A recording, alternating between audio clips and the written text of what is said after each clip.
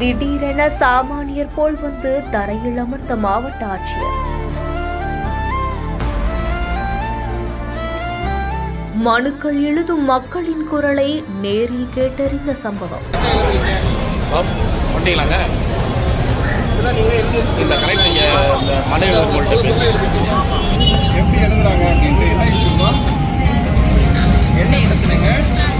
இறுதியில் கலெக்டர் கொடுத்த ட்விஸ்ட்.